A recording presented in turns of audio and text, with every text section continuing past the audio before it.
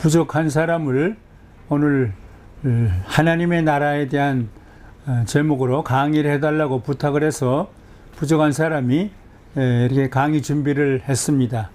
성경과 교회사에 나타난 하나님의 나라에 대한 올바른 이해, 그런 제목으로 강의를 지금 시작하는데, 킹덤 오브 갓, 하나님의 나라는 성자 예수님과 사도 바울이 전한 메시지의 중심을 이루고 있다고 생각합니다. 성자 예수님께서 갈릴리 지방에 오셔서 제일 처음에 하신 말씀이 천국, 하나님의 나라에 대한 말씀이었어요. 회개하라, 천국이 가까웠느니라 그랬고, 또 하나님 나라가 가까웠으니 회개하고 복음을 믿으라. 이 하나님의 나라에 대한 참 귀중함을 성자 예수님께서, 그리고 그 후에 사도 바울이 계속 말씀을 했는데, 하나님의 나라가 가까웠으니 회개하고 복음을 믿으라. 성자 예수님께서 12 제자를 택하여 세우시고 내보내시면서, 그리고 70인을 따로 세우시고 내보내시면서 저들에게 명하신 말씀도 천국과 하나님의 나라에 대한, 천국과 하나님의 나라를 전파하라, 그런 말씀. 가면서 천국이 가까웠다고 전파하라 그러셨고, 또 하나님의 나라가 너에게 가까웠다 그렇게 하라. 성자 예수님께서 전하신 비유들의 주제와 내용들도 천국과 하나님 나라에 대한 것들이 너무너무 많았어요. 천국은 마치 밭에 감추인 보화와 같으니라, 그런 말씀도 하셨고, 성자 예수님께서 행하신 구원과 치유의 사역도 하나님의 나라와 연결시켰어요. 내가 하나님의 성령을 힘입어 귀신을 쫓아내는 것이면 하나님의 나라가 이미 너에게 임하였느니라, 그런 말씀을 하셨고, 성자 예수님께서는 천국과 하나님 나라를 구원과 동일시, 구원 얻은 사람은 반드시 천국 가고 반드시 하나님 나라에 간다, 이런 말씀을 계속 하셨어요. 천국은 마치 등을 들고 신랑을 맞으러 나간 열 처녀와 같다 하리니. 부활하신 후에도 성자 예수님께서 40일 동안 제자들에게 계속해서 하나님의 나라에 대한 말씀을 하셨어요. 사도행전 1장 3절 이하에 쭉 보면 사도 바울도 그랬어요. 사도 바울도 하나님의 나라를 계속해서 전파했어요. 바울이 회당에 들어가서 석 달 동안 담대히 하나님의 나라에 대하여 강론하며 권면하였다 그랬어요.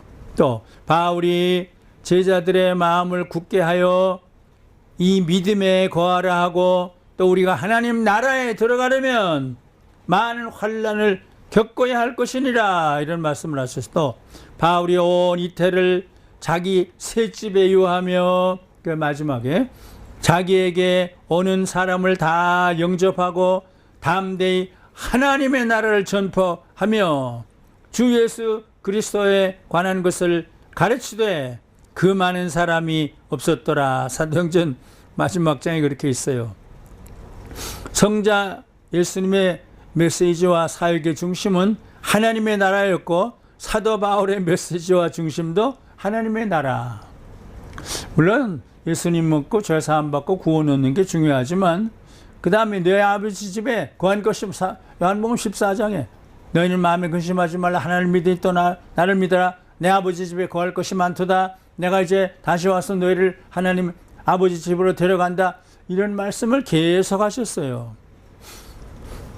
그런데 예수님께서 하나님 나라가 주님의 사역을 통해서 지금 이루어지고 있지만 앞으로 또 이루어진다. 현재적인 하나님의 나라와 앞으로 미래에 성취될 미래적인 하나님의 나라에 대해서 계속 말씀하셨어요. 하나님의 나라가 이미 너에게 임하였느니라, 그렇게 말씀하셨구나. 천국은 마치 등을 들고 신랑을 맞으러 나간, 앞으로 이제 신랑을 맞아서 하나님 나라에 들어간다. 앞으로 또 이제 이루어질 하나님의 나라에 대해서 말씀, 선국은 마치 등을 들고 신랑을 맞으러 나간 열처녀와 같다 하리니 인자가 자기 영광으로 모든 천사와 함께 올 때, 재림할 때 너희들을 다 하나님의 나라로 데려간다, 또 이런 말씀을 하셨어요. 그래서 신약의 신자들은 오랫동안 기다리던 메시아의 왕국이 예수님, 그리스도 예수님의 오심으로 지금 이루어지고 있지만 이제 앞으로 이루어질 거다. 그래서 현재적인 하나님의 나라와 미래적인 하나님의 나라에 대해서 했는데, 이제 미래적인 마라나타 그들이 만나면 안녕하세요 그게 아니라 예수님 오십니다 마라나타 이렇게 이럴 정한데, 그런데 우리 인간들은 좀 자기 중심이에요. 자기 생각이에요. 현재를 너무 강조하기도 하고 미래를 너무 강조하기도 하고 영적인 걸 강조하기도 하고 뭐 교회 제도적인 걸 강조하기도 하고 뭐 정치를 강조하기도 하고, 그래서 초대교회부터 하나님의 나라에 대한 그 이해가, 해석이 여러 가지로 아주 다양하게 됐어요. 물론 인간이 다 자기 멋대로 살면서 그렇지만 또 너무 다양하게 돼서 그래서 천년 왕국에 대한 하나님의 나라 이해, 이걸부터 먼저 얘기를 하는데, 천년 왕국, 천년 동안 이루어진다. 이게 구약의 천년이냐 지금의 천년이냐, 앞으로 그것도 있지만 천년 동안 이루어진다, 또 이런 해석이 나오게 됐어요. 천년 왕국에 대한 신앙은 초대교회의 대표적인 신앙이었어요. 초대교회 신자들은 이미 새로운 메시아 시대가 도래했음을 의심치 않았으나 그럼에도 불구하고 현세는 너무 적대적이고 박해 세력이 너무 강하기 때문에 앞으로 하나님의 나라가 천년 왕국이 이제 이루어질 거다, 이러셨어요. 창세기의 6날들이 인간의 역사의 6천년의 시기들을 가리키는 것으로 이해하면서 일곱째 천년이 이제 이루어지는데 이것이 천년 왕국이다. 이사야 65장 17절 이하에, 또 요한계시록 20장에 앞으로 도래할 천년 왕국에 대한 또 예언이 있어요. 그러니까 이건 뭐 틀린 건 아니에요. 현재 이미 하나님의 나라가 이루어지지만 앞으로 이것이 완성된다. 근데 어떤 사람은 이제 앞으로, 지금은 아니다, 앞으로 천년 동안 이루어진다, 이랬어요. 그래서 파피아스는 천년 왕국을 물질적인 형태로 묘사하기도 했어요.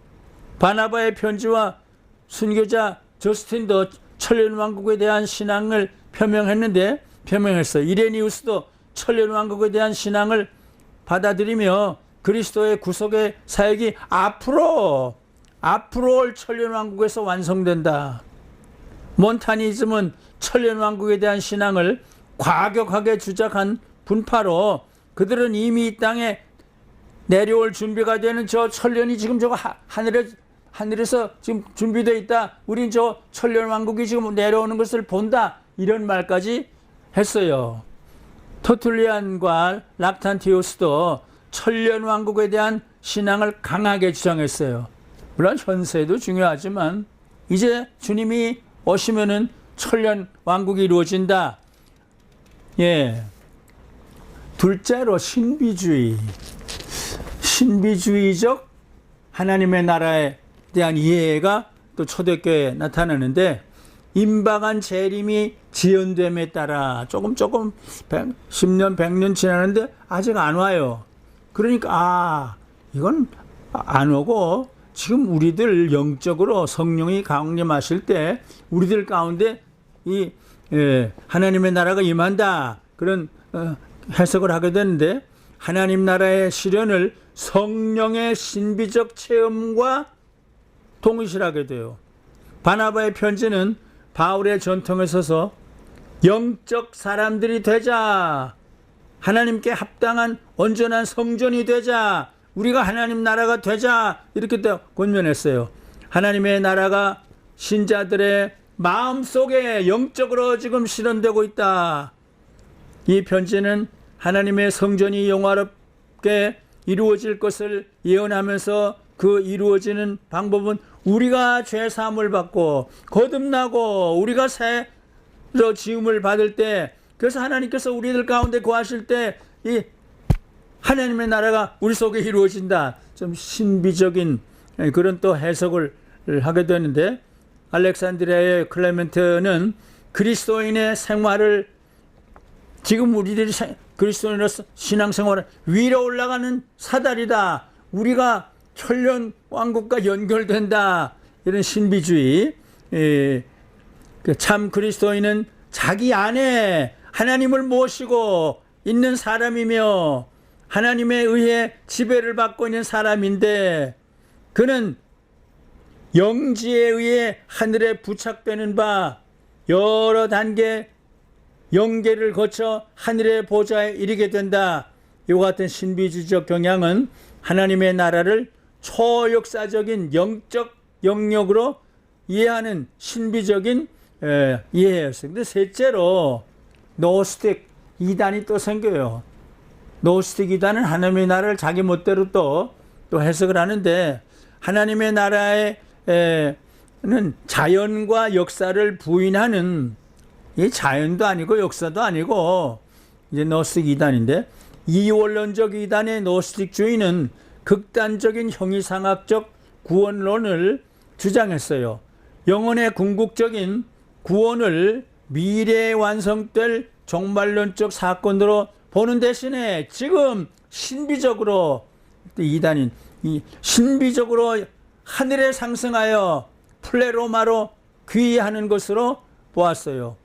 영지자들은 현세에서도 이미 하늘의 휴식의 장소, place of the rest에 살고 있다. 지금 우리는 하늘에 이게 지금 살고 있다. 발렌티누스는 자기는 이미 휴식의 초소에 들어갔다. 이렇게 했고, 참신자들은 이미 플레로마에 들어가고 있다.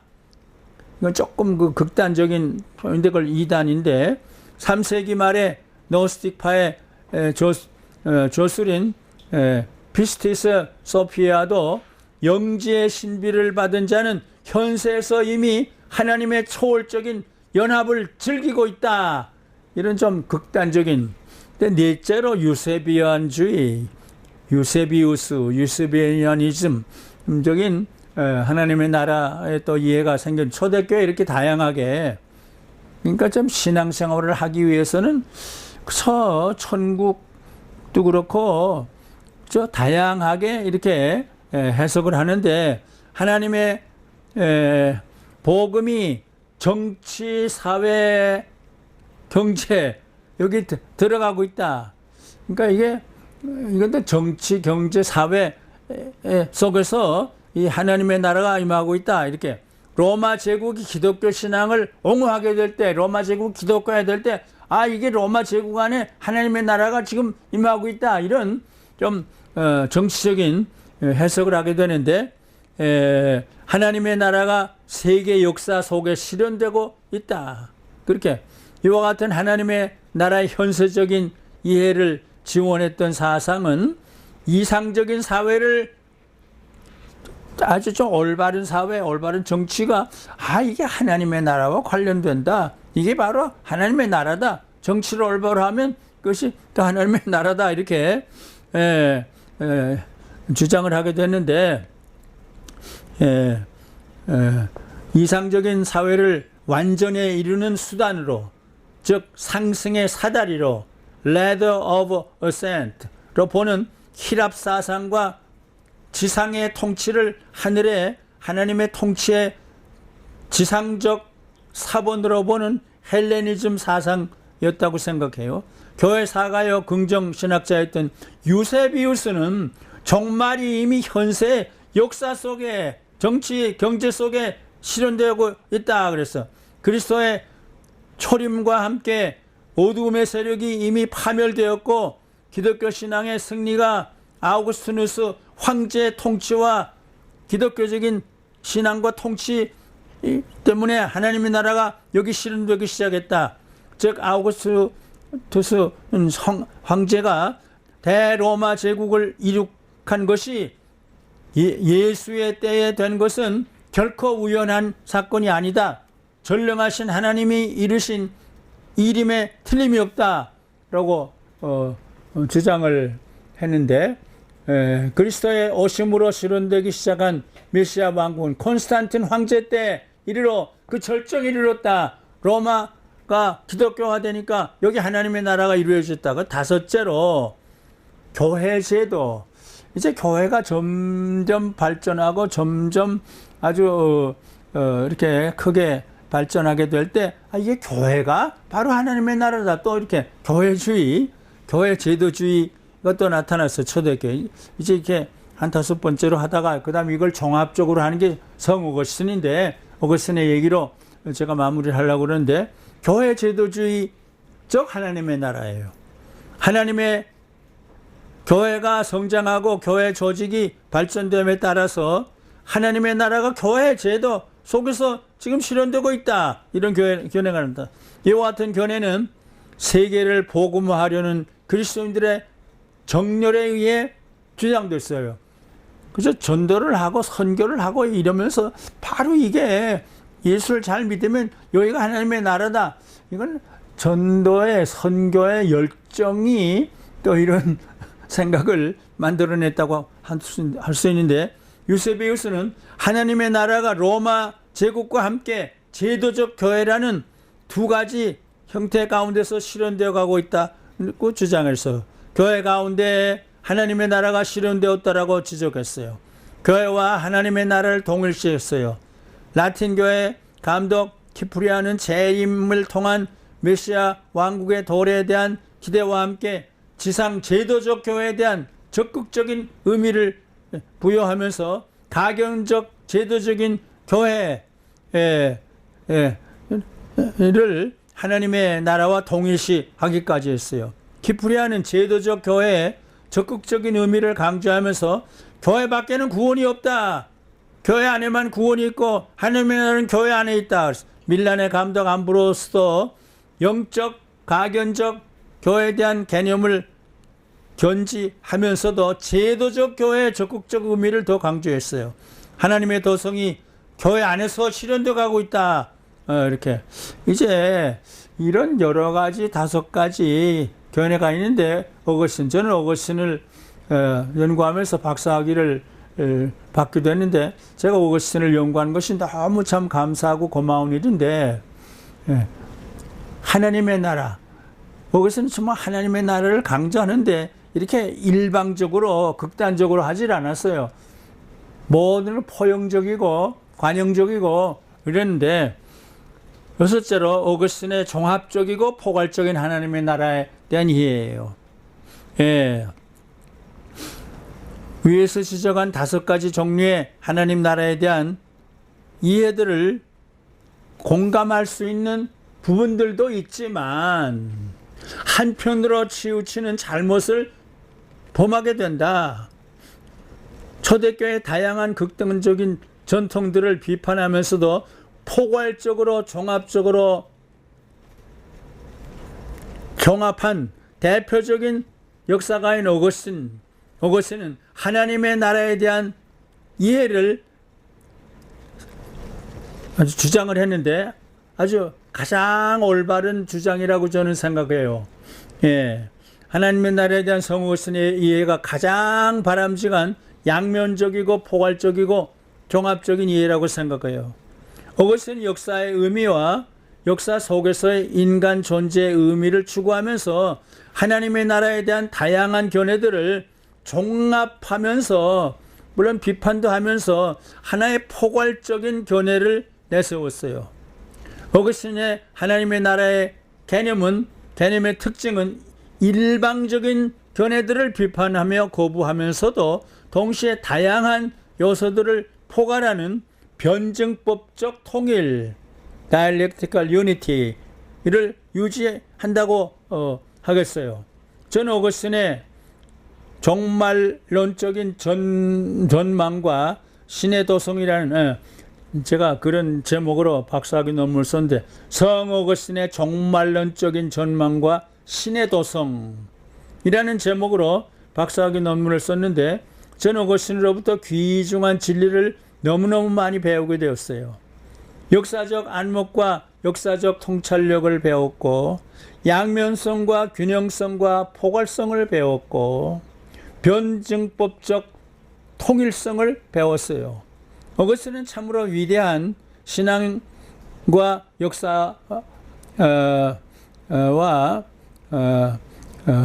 신학적 스승이고 삶과 사역의 스승이라고 생각해요. 어거스틴은 하나님의 나라가 지상적, 역사적, 사회, 정치적 구조 속에서 실현된다고 주장하는 유세비한 견해들에 반하여 하나님 나라의 영적, 초역사적, 종말론적 면을 강조하면서 동시에 하나님의 나라를 순전히 초역자적, 초시간적 실제로 보는 형이상학적 개념에 반하여 하나님의 나라가 역사적 현세 속에서도 지금 현재 하나님의 나라의 구성원들 가운데서 이루어지고 있다. 그러니까 아주 다양하고 포용적인 그런 생각인데 어거스틴의 얘기를 좀 계속하면은 어거스틴은 하나님의 도성 또는 하나님의 나라를 구속함을 받은 인간들과 천사들로 구성된 즉 하나님과 그리스도께 속한 개인들의 집단 collection of individual로 정의를 했어요. 천사도 거기 있고 사람도 있고 뭐 모두가 다 거기 있는데 하나님과 그의 피조물들과의 거룩한 교제를 본질로 하는 모든 구원받을 피조물 천사들 뭐 동물들 식물들 앞으로 계시록 7장에 나오는 대로 그것들이 다 하나님의 나라를 이루는 그 요소들이다. 이런데 피조물 거룩한 교제를 본질로 하는 무리들의 집단인 하나님의 나라 또는 하나님의 도성 그래서 City of God 어거스틴의 그 대표적인 가지 하나님의 도성이죠. 근데 하나님의 도성은 미래적이고 현재적이고 이거 다 포괄돼요. 아담의 타락으로 인간 속에서 하나님의 형상이 손상을 입게 되었고 어거스틴의 얘기예요. 따라서 하나님과의 복된 교제가 파괴되어 인간은 하나님으로부터 멀어지게 되었는데 잃어버린 하나님과의 교제의 회복이 예수 그리스도의 구속으로만 이루어지는 바 이 교제의 삶은 주님의 순환의 오심으로 시작하여 심판의 날까지 계속된다. 계속된다 그랬어요. 라고 지적을 했어요. 그리스도의 구속의 능력은 또한 역사를 뒤로 소급하여 구약에도 신약에도 앞으로도 이거 온 역사를 다 포괄하는 하나님의 나라에 대한 포괄적인 얘기를 했는데 사람들의 마음속에서 역사하여 그들도 그리스도에 대한 믿음으로 살던 사람들의 마음속에서도 역사하여 그들도 그리스도에 대한 믿음으로 말미암아 하나님의 도성, 하나님의 집, 하나님의 성전에 속할 수 있게 되었다. 그것은 얘기예요. 그러나 그 구속의 능력은 기독교 시대에 더욱 강하게 물론 옛날 구약에도 이루었지만 지금 기독교 시대에 더 강하게 역사하고 있다고 주장을 했어요. 그러나 그 구속의 능력은 기독교 시대에 그리스도의 중심은 구속사관 지금 내가 주장하면서 그리스도 중심의 구속사관을 세웠어요. 즉 그리스도의 죽음과 부활을 통해서 하나님의 나라가 이 땅에 실현되기 시작한 것을 강조를 했어요. 그리스도가 강한 자의 집에 들어가서 그를 사슬에 결박함으로 천년왕국을 실현시키기 시작했다고 주장했어요. 천년왕국을 교회시대와 동일시를 했어요. 이와 같은 입장을 후에 칼빈이 주장했고 저도 이 입장에 동일한다고 여기 지적을 했는데, 어거스틴은 하나님의 나라의 실현과 하나님과의 교제의 회복은 현세에서는 아직까지 불완전하다. 현세에서 이루어지기 시작했지만 그리스도인들은 이미 동물적인 몸, 애니멀 바디, 동물적인 몸을 가지고 있으며 옛사람의 성품을 소유하고 있는데, 우리들이 부활할 때 동물적인 몸이 영적인 몸으로 변화돼요. 약속된 하나님의 나라에 들어가게 된다. 이렇게 지적을 했어요. 이것은 아담으로부터 그리스도의 재림까지의 기간을 6시대로 구분하여 재림으로 시작되는 7째 시대, 이게 완성인데, 재림으로 시작된 7째 시대는 영원의 시대로 연결되어 하나님의 나라가 완성되는 것이다. 지금까지는 조금씩 이루어지지만 거기서 우리는 보고, 이제 마지막 7째 시대에 재림하신 다음에 거기서 우리는 쉬고 보며, 거기서 보며 사랑하고, 거기서 사랑하고 찬양하게 될 것이다. 이것은 하늘에서 이루어질 하나님의 도성, 곧 끝이 없는 하나님의 나라이다 라고 지적을, 신국론 22권 30절에 있어요. 그러므로 어거스틴에 있어서 하나님의 나라는 아직 완성되지 않은 종말론적인 실제이지만 동시에 지금 지상에서 역사적으로 그 구성원들 속에서 실현되어 가고 있는 현재적인, 미래적이면서도 현재적인, 그리고 인격적인 실제이다 그랬어요. 이와 같은 하나님의 나라에 대한 양면적인 개념은 어거스틴의 구속사감에 의해 형성되었다고 볼 수 있어요. 즉 하나님께서는 구속받은 피조물들과의 거룩한 교제를 이루시기를 원하시는데, 아담의 타락으로 이 교제가 손상되었고, 그러나 그리스도의 구속으로 다시 회복되기 시작되었는데, 이 교제의 완전한 회복은 미래의 재림 후에 미래에 가서 이제 회복이 된다. 인간의 궁극적인 문제는 구원의 문제이다. 다른 말로 하면 하나님의 나라와의 관계의 문제이다. 그리고 현세에 살아가는 인간 존재의 의미를 찾는 것이 인간의 가장 중요한 문제라고 지적을 했어요. 이와 같은 인간의 중요한 문제와 관련하여 하나님의 나라에 대한 어거스틴의 포괄적인 이해와 가르침은 오늘을 살아가는 우리들에게 너무나 귀중한 통찰력을 제시해주고 있다고 하겠어요. 어거스틴은 하나님의 나라에 대한 개념은 다양한 일방적인 견해들을 비판하고 종합하며 변증법적인 통일을 유지하는 하나의 종합적 견해라고 말할 수 있을 것이에요. 어거스틴의 종말론은 근본적으로 미래적이므로 하나님의 나라의 완성이 미래에 완성될 것을 주장하면서도 동시에 종말이 이미 지금 실현되어 가고 있다. 그러니까 현실적이면서 미래적인 거예요. 어거스틴에 있어서 이 양면성은 모순되게 분리되어 있지 않고 종합되어 하나의 역동적 생활관, 현재 부정적인 동시에 현재 긍정적인 생활관을 이루고 있다고 생각을 해요. 그러므로 일방적인 내세적 현세 도피 내지 현세 부정적 태도나 낙천적 진보적 현세 긍정적 태도는 어거스틴의 교훈에서 떠난 잘못된 태도라고 생각해요.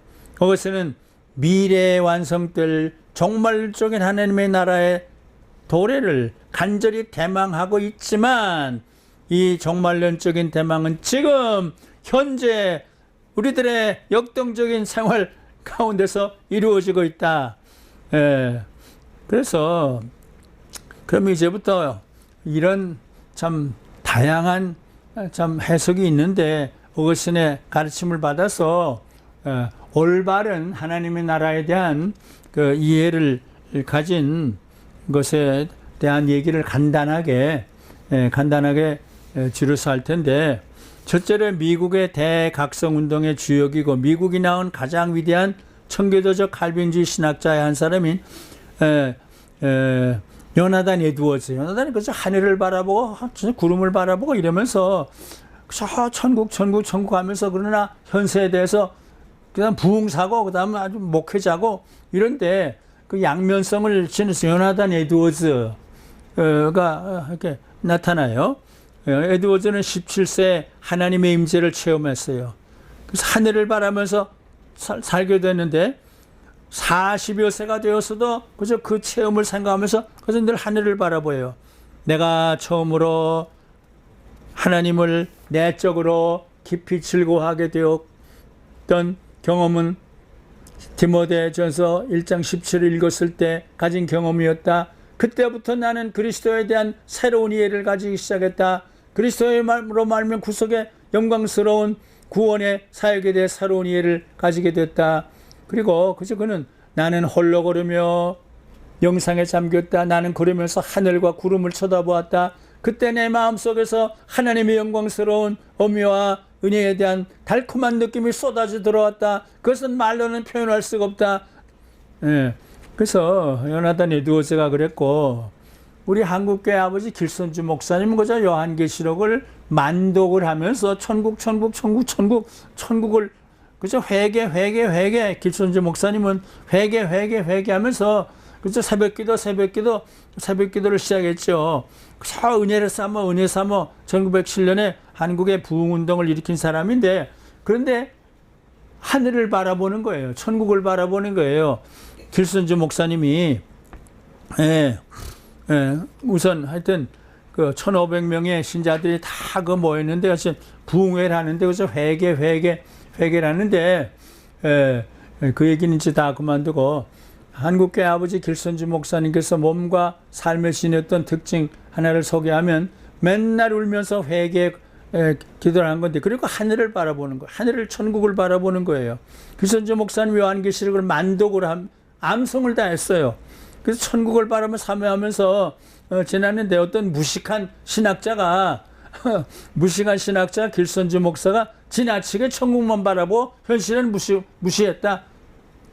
길선주 목사님 33 중에 한 명이고 참 현실에 대해서도 그렇게 책임이 많고 참 교회를 잘 섬겼는데 좀 그런 무식한 것들도 있는데 33민 중에 한 사람으로 참 조선의 독립을 위해서 애쓰고 그랬는데 그죠? 길선주 목사님 천국이에요. 이성범 목사님이 그래요. 한국교회 대표적인 부흥사예요. 한국의 무디라고 그래요. 그분은 그저 밤에 자다가도 하늘을 바라보여. 우선 그죠? 그 이성범 목사님의 나는 부흥회 12번을 참석하고 그렇게 은혜를 많이 받았는데 회개 죄진 사람이 지옥 가는 게 아니라 회개하지 않는 사람 지옥 가서 회개구나. 그다음 천국 사모인데 옆집에서 옆집 방앗간에서 방아 찢는 소리만 들려도 밤에 나와서 이성범 목사님의 그 설교를 내가 12번 들었는데 밤에 나와서 하늘을 바라보곤 했어요. 아버지요 지금 오십니까? 지금 간증을 그죠 주님 지금 오십니까? 그리고 천국을 내다보곤 했어요.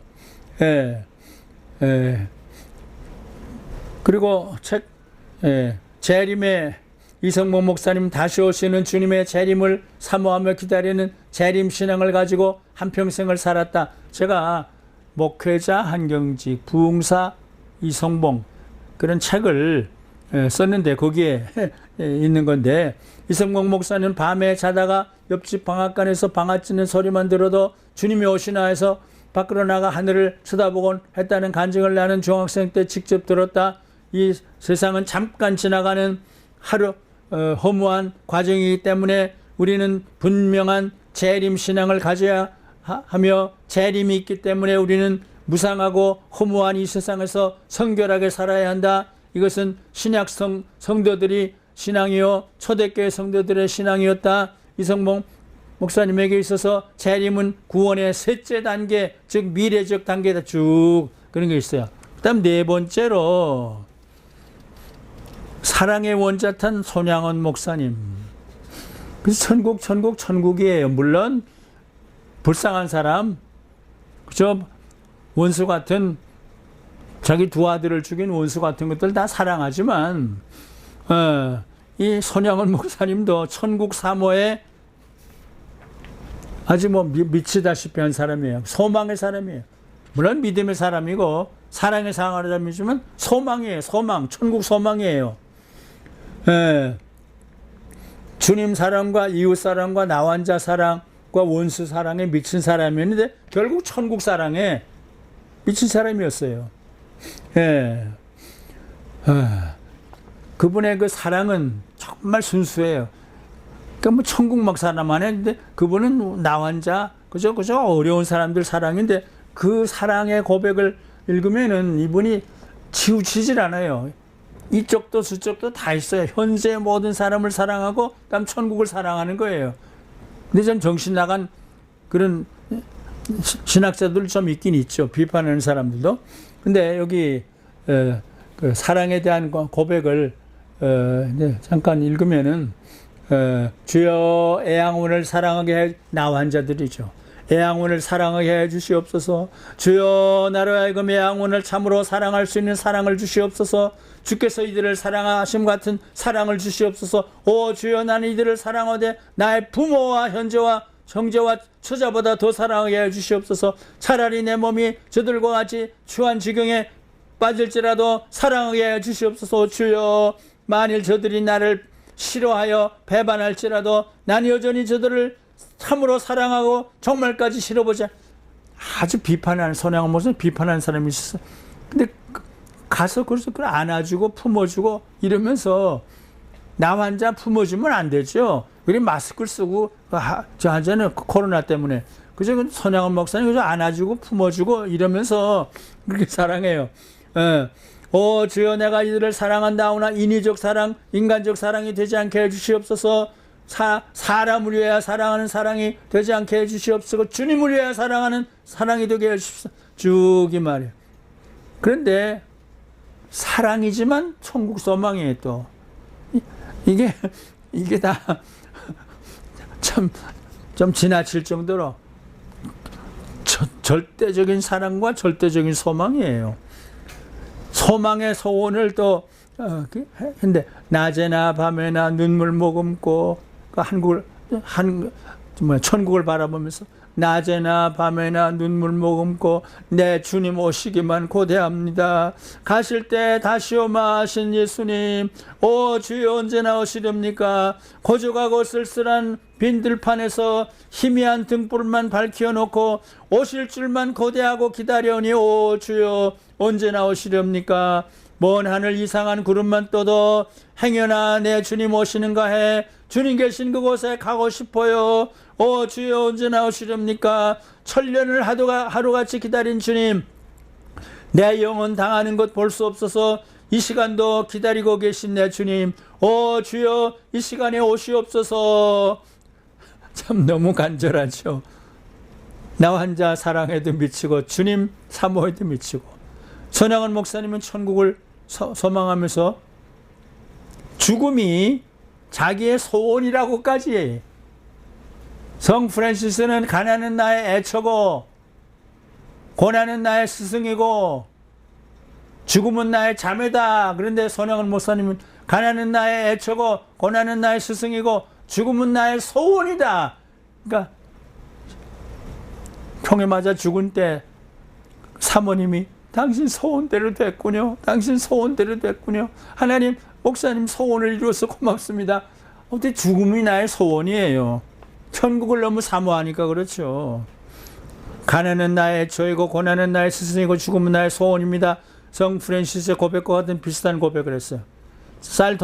딸 손동희 권사님은 아버지 손양원 목사님의 천국 신앙을 이렇게 묘사했어요. 아버지는 하늘나라의 복음을 전할 뿐 현세의 안락과 풍요를 약속한 적이 한 번도 없다.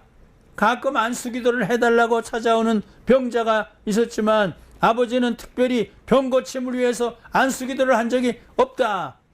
나는 영혼을 중요하게 생각하지 육신을 중요하게 생각하지 않습니다. 병들면 어떻습니까? 병신이면 또 어떻습니까?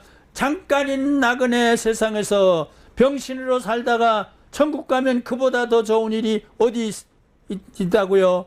이런 말로 병자를 돌려보낼 뿐이다.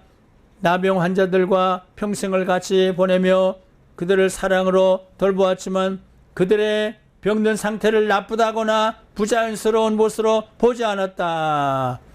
사랑의 원자탄 손영은 목사님이야말로 천국 하나님의 나라를 정말 사모했어요. 손영은 목사님 결국 1950년 9월 13일 공산군에게 체포되어 2주 동안 온갖 수모와 박해를 당하고 9월 28일 11시 미평 과수원에서 총살당을 48세. 프랜시스도 그렇고 48세. 손양은 목사, 저희 아버지도 40몇 세 순교하셨죠.